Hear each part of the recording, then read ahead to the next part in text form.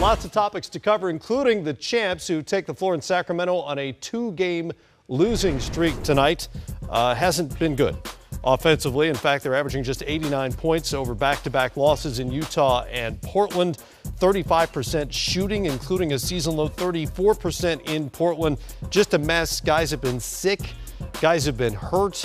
Kyle Korver trying to integrate himself into this team. He's 2 of 10 his first 2 games.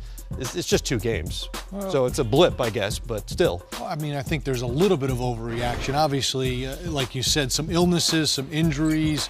But, you know, me and Coach were talking about this before. Practice time is key. When you bring in a new player, having some practice time, but having healthy bodies, and now they're going on a 6-game road trip. The first 2 they handle, then they have some struggles the next 2 in Utah and Portland.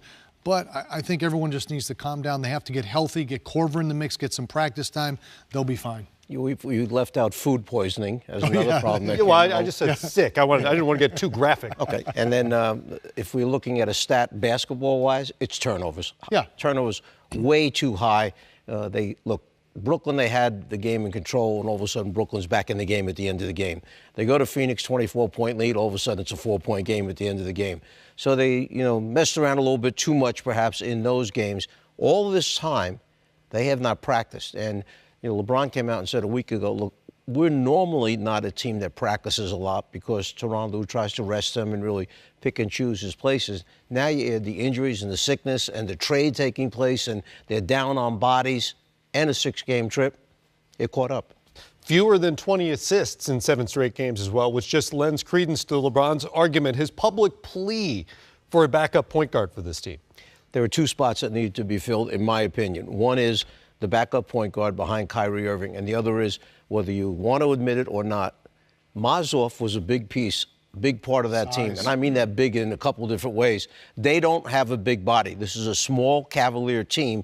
They don't have anybody. And tonight is a perfect example with Cousins. There's no one to play Cousins on the Cavaliers. Force double teams now, see if Cousins can pass out of it, or will they hurt him with the 3-point shot? And if something were to happen to Tristan Thompson, they'd be in serious trouble on that front. Well, they're thin, like Coach said. They need some more bodies, but David Griffin, the general manager, he'll pull, a rabbit out of the hat here again. He got Korver in the deal, didn't give up a ton. And then they need another point guard, but like Coach said, another big body. They don't have a lot of size up front, and that could be an issue come, hey, we want to follow this guy, put him at the free throw line, injuries, illness. And like we were talking about before, they might have a little practice time here on a road trip, but they've been so sick and banged up, they don't have enough players even to practice at times probably. So, hey, it's a long ebbs and flows to the season. You have to handle the schedule. You have to handle all of these things. Some teams do it better than others, but having a LeBron James obviously helps. Well, tonight in Sacramento, then they'll wrap up the road trip Monday with the big rematch with the Golden State Warriors, which will be fun.